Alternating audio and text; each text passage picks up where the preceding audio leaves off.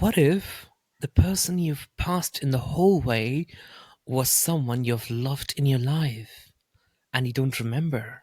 What if isolation isn't emptiness, but the echo of who you really are? It's a recognition. Let's get started.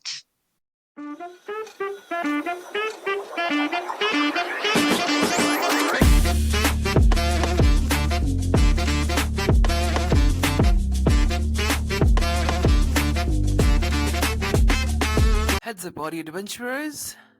Welcome to Human Bubble Podcast, where Plato shares snacks with the weekend and Schopenhauer gets lost in a Spotify playlist. In our freaky studio where cats knocking things over. We explore the chaos of being human through art, books, music, and philosophy, like a brainy fever dream with good lightnings. Strap in, it's weird, it's wise, and it's probably cheaper than therapy.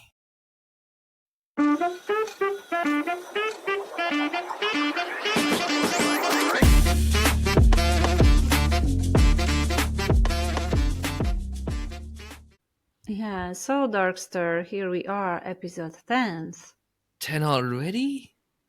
And what better way to mark it than with a story about solitude, recognition, and the strange ways we meet each other? In pandemic, in past lives, or maybe just in the hallways of an almost empty buildings. Exactly. It's not only about COVID, not only about loneliness, it's about what lingers when the noise fades. About how even idle chatter can fall like nourishing rain. And maybe how a pair of shoes can carry more memory than an entire library. Let's wander into it.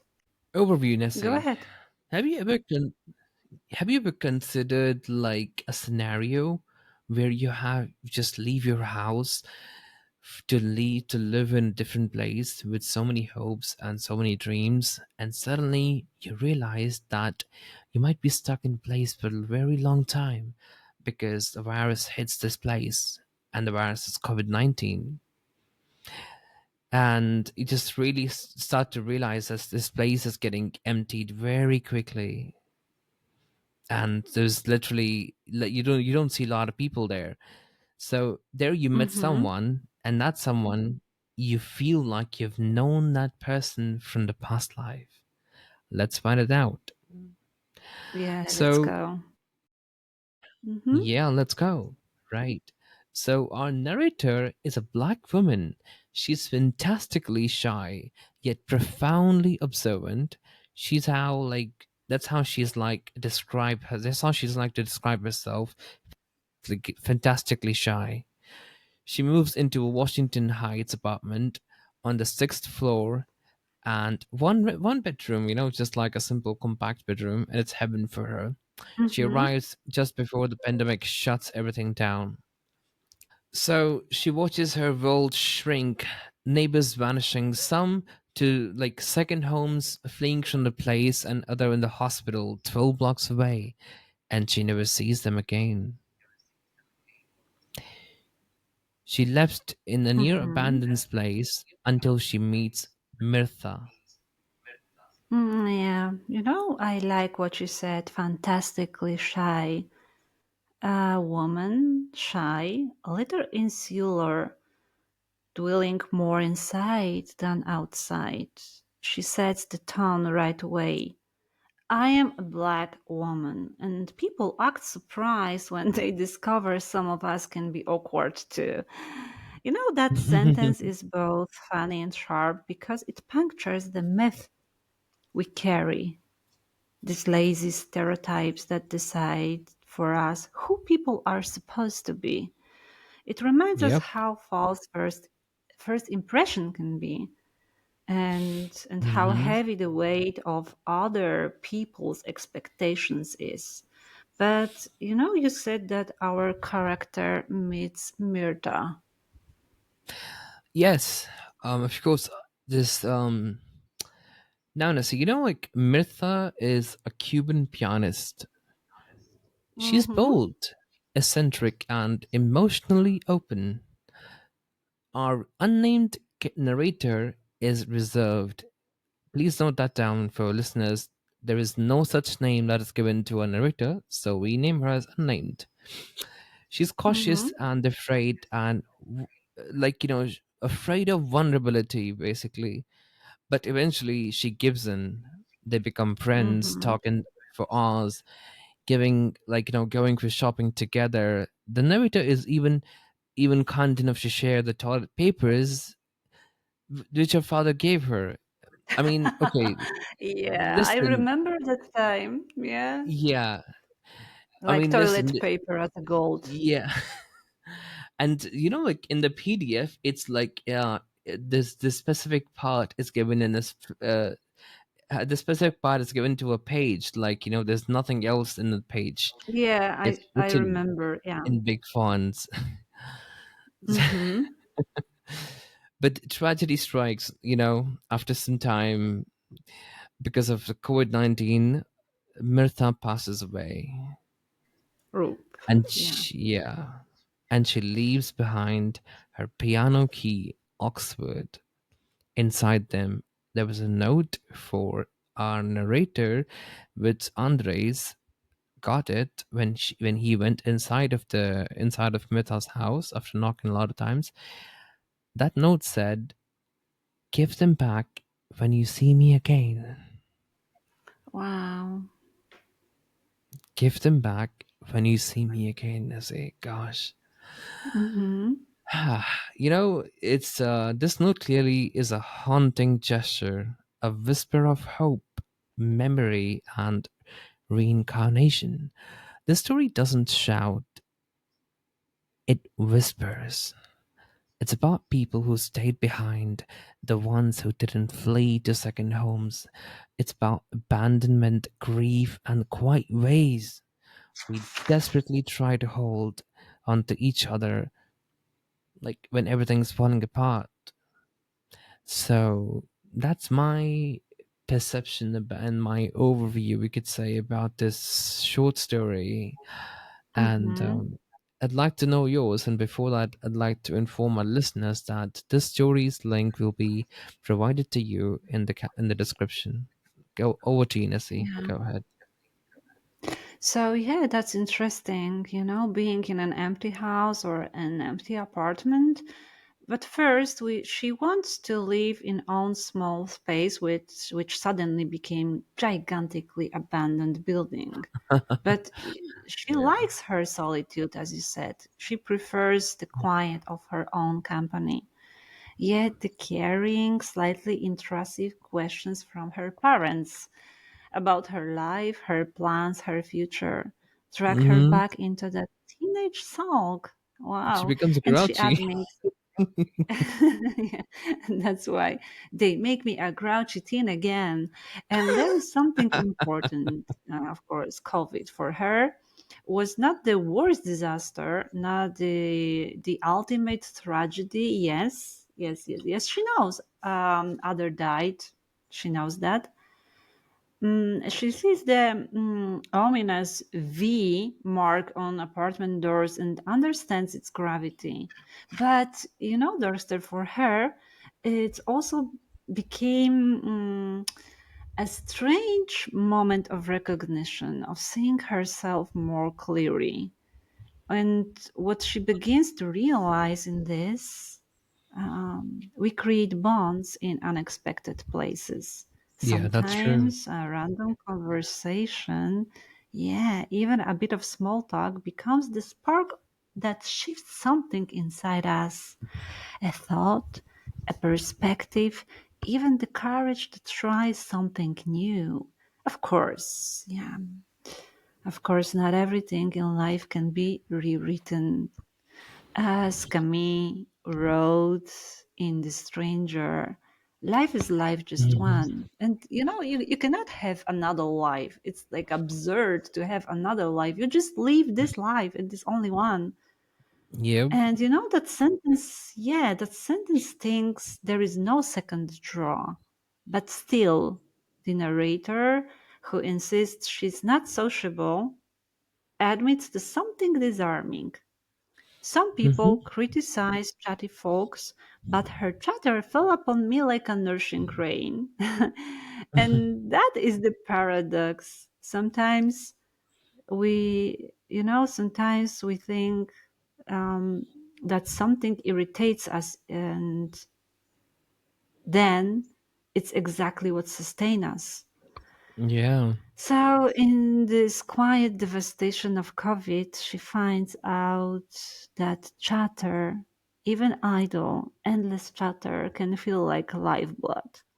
So, the real question arises: should we avoid those talkative people or should we chase them?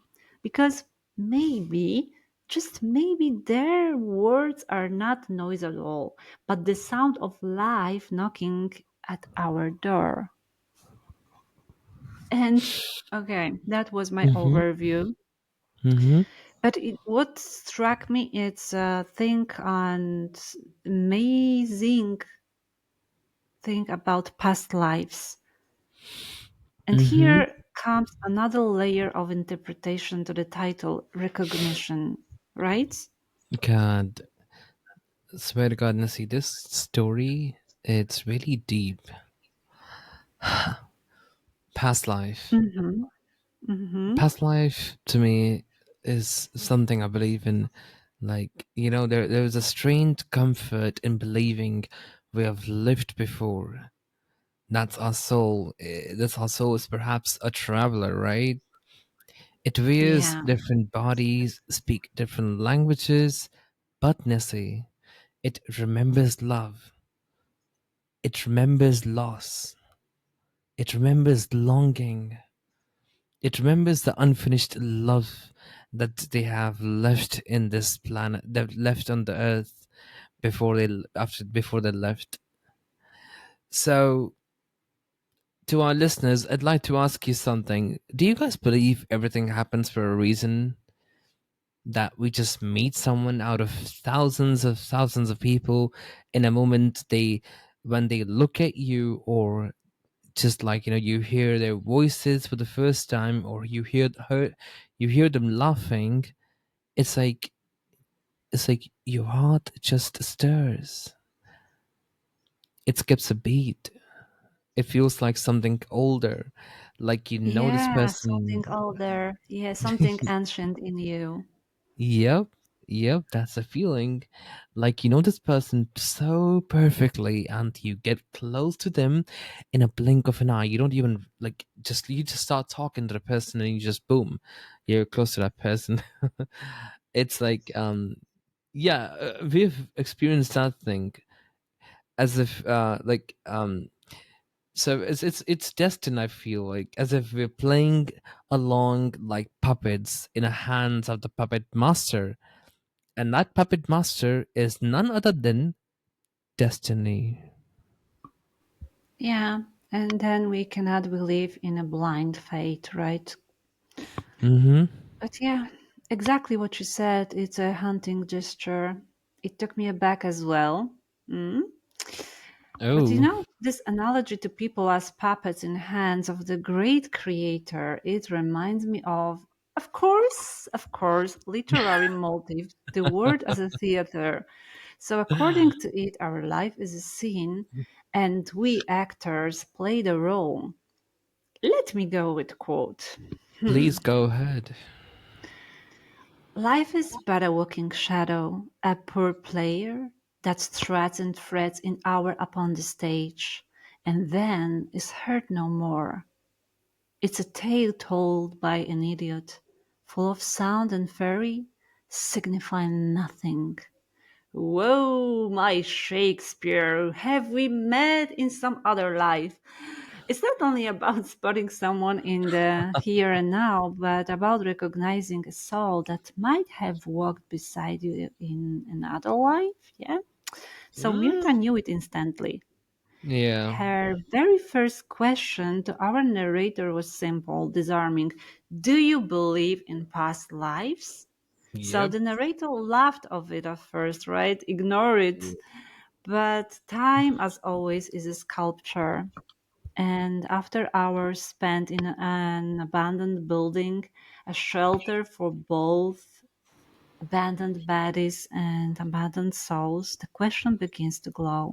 As you shouldn't be arrogant or indifferent when we stumble across what feels like a lost family member, a past being, a past emotion, something or someone from a world we can't even imagine. Because imagination, no matter how broad we think it is always shackled here.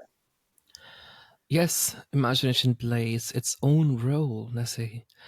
Mirtha was a pianist who asked the narrator, "Do you believe in past life?" You know, Nessie, I feel it wasn't just a question; it was a confession, and it's like she knew the narrator from a long time ago. And there was this their first encounter. Do you know, like, when that narrator met Mirtha, it was their first encounter, but Mirtha felt like they have met before. How's it possible, right? Yeah. I know, right? So from that moment, they it was like, from that moment they begin to like things begin to unfold. They started talking, Hmm. and talks like went slowly longer, longer, longer. Minutes become hours, hours become days. They became good friends, Hmm. and they started going shopping That's how together we as make well. friends. Yep, that's how we make friends, correct, Nessie? But you can't be always happy. Sometimes in your life, like you're feeling low, and you just want to express yourself. And so that's what happened to Mirtha that day. Like, it clearly a lot of people were dying, and Mirtha was so overwhelmed by all of that. And that day she said to narrator, like, um, the ones who could leave left. The rest of us, we were abandoned. Well, the narrator was already teetering on the edge of despairing. She pulls away. She stops visiting Mirtha. She stopped talking to Mirtha. She basically created a distance from Mirtha, or by doing everything, talking, going to shopping, or anything. She was scared, not of Mirtha, Nessie, but the truth Mirtha spoke of that time. It's like they have left behind, the connection is slipping away, and then this tragedy happens. Gosh, this story really, let's see, this story takes us to very end edge ourselves, right? Hmm. Yeah. So, but But she leaves. she left Yeah, something. Yeah, that's what I wanted to say. yeah, correct. She left something. Well, she left her shoes, piano shoes, for narrator, and in those shoes there was a letter tucked inside of those shoes. That letter said, "Give them back when you see me again. Give them back when you see me again." It's a final act of faith, a belief in past lives, a hope that their bond will transcend this one. Now, for our listeners, those piano Oxfords, they're bold black and white shoes, often worn by expensive performers, especially pianists, who treat fashion as a part of their art. That's something I wasn't aware of, to be honest, Nessie. And I thought I should share it with you. And that's always something to learn, isn't there, Nessie? Yeah, I think they are, nowadays they are much more aware of fashion and to be fashionable. And but I noticed something significant. It's it's some symbol. I think this lift is a symbol, and as much as those shoes, like if we can interpret it, you can say like lift is maybe it's metaphor of life, like from the bottom to the highest place. Like, when you can go to heaven, can fly to heaven by this. So lift and can be something very metaphorical and symbolic. That's what I That's that's what I think in the story. Same as shoes, because like it's about walking, it's about traveling, it's about moving from place to place, and it's hmm also a metaphor of life, because shoes, you wear them and you just walk through your life. yeah. So it can be also very significant here. That's what I noticed. But yeah, I have something more even. It's you talk about past lives so hmm perfectly. So it reminds me of Celine Song's film Past Lives. Oh, And really? their two children, once inseparable, bound forever by that invisible red string, they meet again years later, and the recognition is almost unbearable. Not an accident, but an echo. Proof that some tracks were chosen long before we thought we were hmm choosing. Yeah. So yeah, of course, this isn't new. This isn't new. Plato was already whispering these thoughts centuries ago in the Meno. He shows us the slave boy who doesn't learn but relearns, recovering geometry from a life he has already lived. And in the Phaedrus, he imagines the soul as a charioteer dragged between divine memory and earthly gravity, falling into cycles of existence. And of course, there is a middleware at the close of the Republic. The souls line up to select their next lives as if destiny itself were a market stall. Wow. Yeah. So, yeah, it was just, literary associations. So, Mirta asks, do you believe in past lives? The question is not innocent.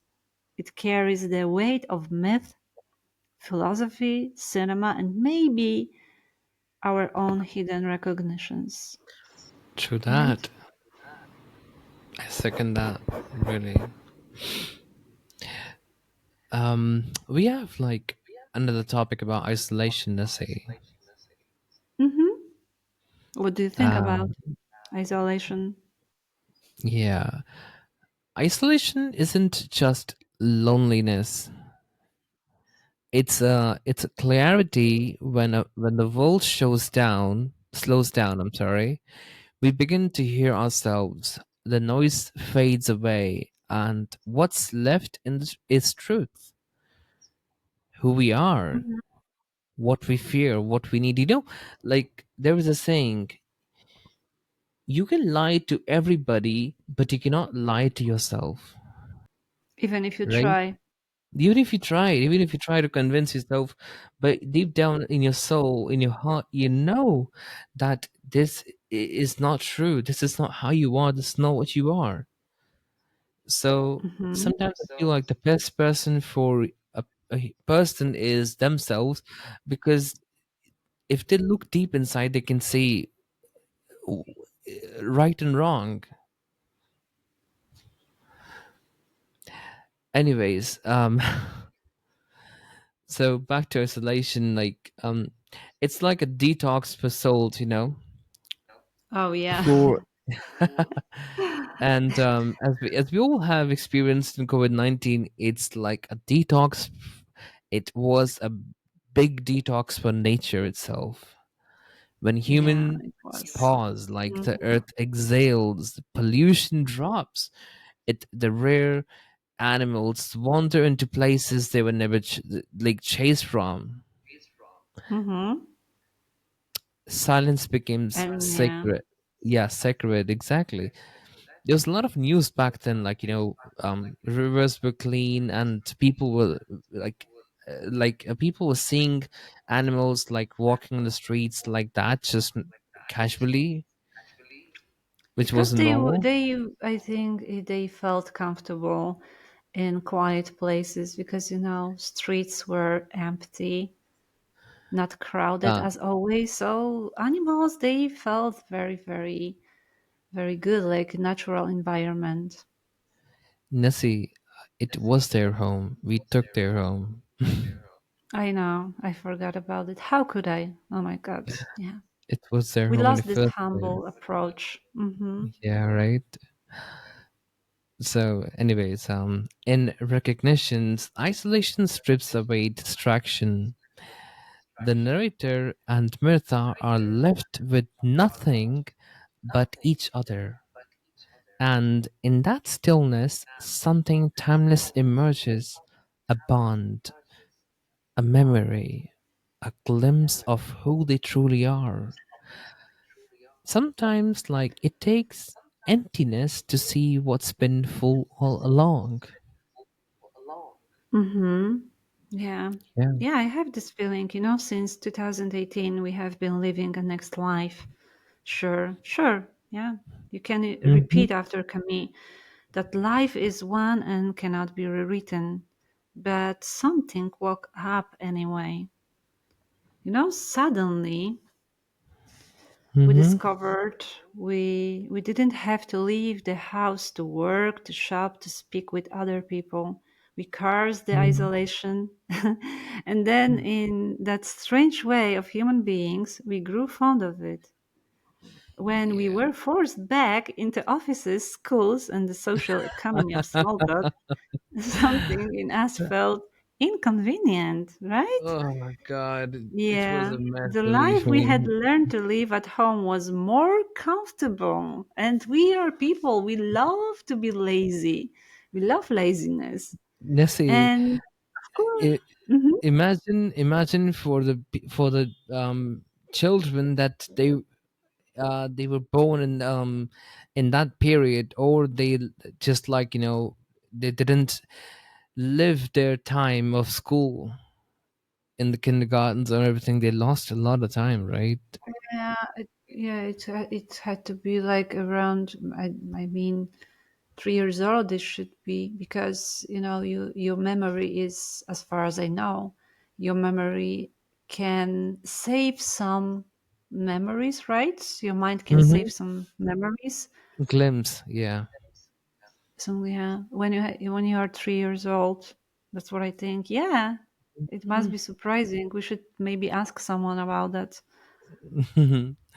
Yeah, some in if some we can future. find someone.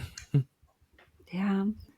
Yeah, of course, people say COVID raised anxiety, perhaps, but it also gave us a lesson. We can trim our appetite for consumption. Well, we found we don't need a mountain of clothes.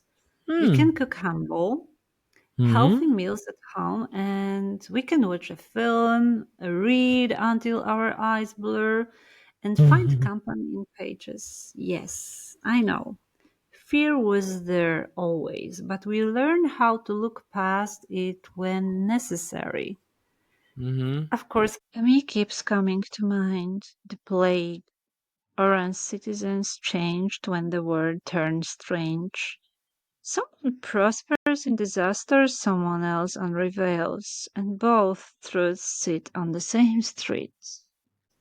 Well, back to LaValle line, to our story. There is a quote. The screens give the illusion that we are still connected. That sentence is a map of our present. We huddle in rooms, gaze in rectangles of light, and call it communion. Hmm. AI opens doors to words we could never know, and yet we nod along with a peculiar satisfaction.